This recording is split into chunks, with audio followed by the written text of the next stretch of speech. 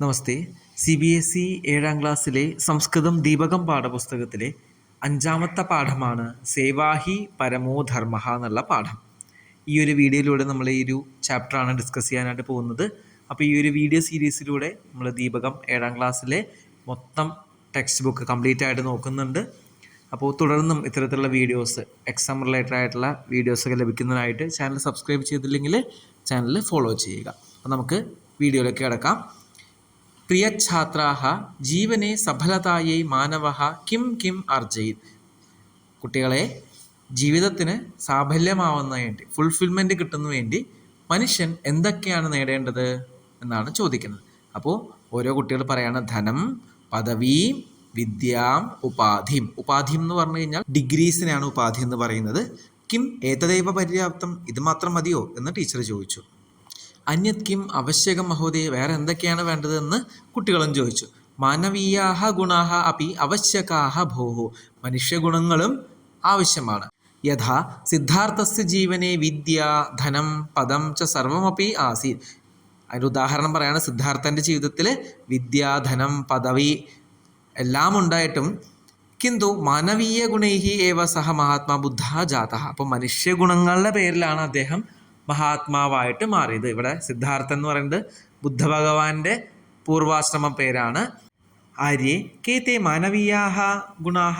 അപ്പോൾ ടീച്ചർ ചോദിക്കുകയാണ്, ആര്യെ ഏതൊക്കെയാണ് ഈ മാനവീയ ഗുണങ്ങൾ എന്ന് പറയുന്നത് എന്ന് ചോദിച്ചു.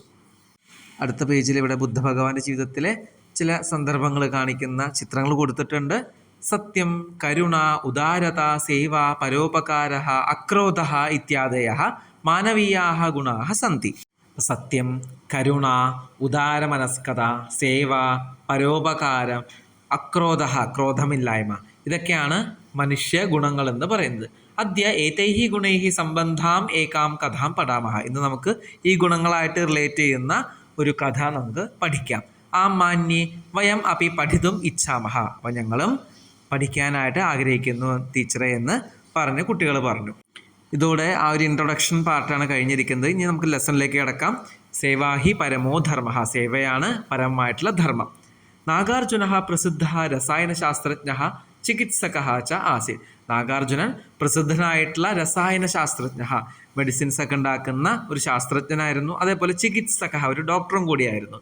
സഹ അഹോരാത്രം പ്രയോഗശാലായം കാര്യം കരോതി സ്മ.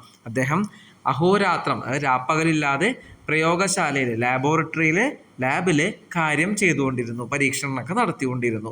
ഏകദാ സഹ മഹാരാജം നിവേദിതവാൻ. ഒരിക്കൽ അദ്ദേഹം മഹാരാജാവിനോട് റിക്വസ്റ്റ് ചെയ്തു, മഹാരാജ മമ ചികിത്സാകാര്യായ ഏകഃ സഹായകഃ ആവശ്യകഃ ഇതി.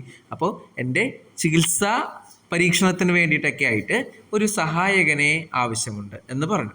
രാജ ഏതത് അംഗീകൃതവാൻ ഉക്തവാൻ ച. രാജാവ് ഇത് അംഗീകരിച്ചുകൊണ്ട് പറഞ്ഞു, അസ്തു അഹം വ്യവസ്ഥം കരോമി. ഞാനിതിൻ്റെ കാര്യങ്ങളൊക്കെ ചെയ്തോളാം, വ്യവസ്ഥകളൊക്കെ ചെയ്തോളാം. ശ്വഹ കേചന യോഗ്യാഹ യുവകാഹ ആഗമിഷ്യന്തി. നാളെ കുറച്ച് യോഗ്യരായിട്ടുള്ള യുവാക്കൾ വരും. ഭവാൻ പരീക്ഷാം കൃത്വ തേഷു യുവകേഷു കമപി യോഗ്യം സ്വീകരോതു. ഈ അതിന് വേണ്ട പരീക്ഷണങ്ങളൊക്കെ നടത്തിയിട്ട് അതിൽ നല്ലൊരാളെ തിരഞ്ഞെടുത്തോളൂ എന്ന് രാജാവ് പറഞ്ഞു. അന്യസ്മിൻ ദിനെ ദ്വൗ യുവകൗ ആഗതവന്തോ. അടുത്ത ദിവസം 2 യുവാക്കൾ വന്നു ചേർന്നു. നാഗാർജുന ദ്വയോഹു വിദ്യാഭ്യാസ വിഷയെ പൃഷ്ടവാൻ. നാഗാർജുനൻ 2 പേരുടെയും വിദ്യാഭ്യാസങ്ങൾ എത്രത്തോളം ഉണ്ട് എന്നൊക്കെ ചോദിച്ചു. ദ്വയോഹോ അപി വിദ്യാഭ്യാസ വിഷയ സമാന ഏവ ആസി. 2 പേരുടെയും വിദ്യാഭ്യാസ യോഗ്യതയൊക്കെ സമാനമായിരുന്നു. തഥാ നാഗാർജുന തൗ ഏകം വിശിഷ്ടം രസായനം നിർമ്മായ ആഗച്ഛതാം ഇത് സൂചിതവാൻ. ഇപ്പോൾ 2 പേർക്കുമായിട്ട് ഒരു പരീക്ഷണാടിസ്ഥാനത്തിൽ ഒരു രസായനം, ഒരു മെഡിസിൻ ഉണ്ടാക്കി വരാനായിട്ട് നിർദ്ദേശിച്ചു. തദർത്ഥം ദിനദ്വയസ അവസരം ദത്തവാൻ. അതിന് 2 ദിവസത്തെ അവസരവും കൊടുത്തു. ഗമനസമയെ രാജമാർഗേണ ഗച്ഛതാം. പോകുന്ന വഴിയിൽ മെയിൻ റോഡിൽ കൂടെ അല്ലെങ്കിൽ ഹൈവേയിലൂടെ മാത്രമേ പോകാൻ പാടുള്ളൂ എന്നുള്ള സൂചനയും നൽകിയിരുന്നു നാഗാർജുനൻ. ദിനദ്വയാനന്തരം നാഗാർജുനസ്യ സമീപേ പ്രഥമ യുവക ആഗതവൻ. ഇപ്പോൾ 2 ദിവസത്തിന് ശേഷം നാഗാർജുനൻ്റെ അടുത്തേക്ക് ഫസ്റ്റ് യുവാവ്, പ്രഥമ യുവാവ് വന്നു. ഔഷധ നിർമ്മാണേ കിമപി കഷ്ടം ന അഭവത് ഖലു. അപ്പോൾ ഔഷധം ഉണ്ടാക്കുന്ന വേളയിലെ സമയത്ത് ഒരു കഷ്ടവും അനുഭവിച്ചില്ലല്ലോ എന്ന് നാഗാർജുനൻ ചോദിച്ചു. ഇത് നാഗാർജുന പൃഷ്ടവാൻ എന്ന് പറഞ്ഞാൽ ചോദിച്ചു എന്നാണ്. ചോദിച്ചു. യുവക സ്വനിഷ്ഠം ദർശയിതും സ്വഗൃഹസ്യ സമസ്യാഹ വർണ്ണിതവാൻ. യുവാവ് സ്വന്തം കർത്തവ്യനിഷ്ഠ എത്രത്തോളം ഉണ്ടെന്ന് കാണിക്കുന്നതിന് വേണ്ടി സ്വന്തം വീട്ടിലെ കഷ്ടപ്പാടുകളൊക്കെ വർണ്ണിച്ചു. എന്താണ് കഷ്ടപ്പാട്? പിതുഹു ഉദരവേദന, അച്ഛന് വയറുവേദനയാണ്. മാതുഹു ജ്വരഹ ചാസിൻ, അമ്മയ്ക്ക് പനിയും കൂടിയായിരുന്നു.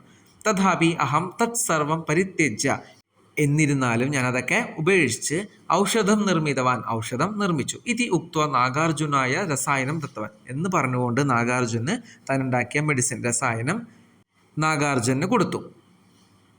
തദഭ്യന്തരെ ദ്വിതീയ യുവക അപി ആഗതവൻ, ആ സമയത്ത് തന്നെ രണ്ടാമത്തെ യുവാവും അവിടെ വന്നു ചേർന്നു.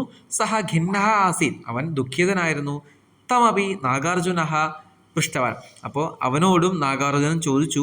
തഥാ യുവക ഉക്തവാൻ അഹം ഔഷധം നിർമ്മാതും ന ശക്തവാൻ ഇതി, ഞാൻ ഔഷധം ഉണ്ടാക്കാനായിട്ട് എനിക്ക് സാധിച്ചില്ല. കിമർത്ഥം ന ശക്തവാൻ, എന്തുകൊണ്ടാണ് സാധിക്കാഞ്ഞത് എന്ന് നാഗാർജുനൻ ചോദിച്ചു. നാഗാർജുന പൃച്ഛതി.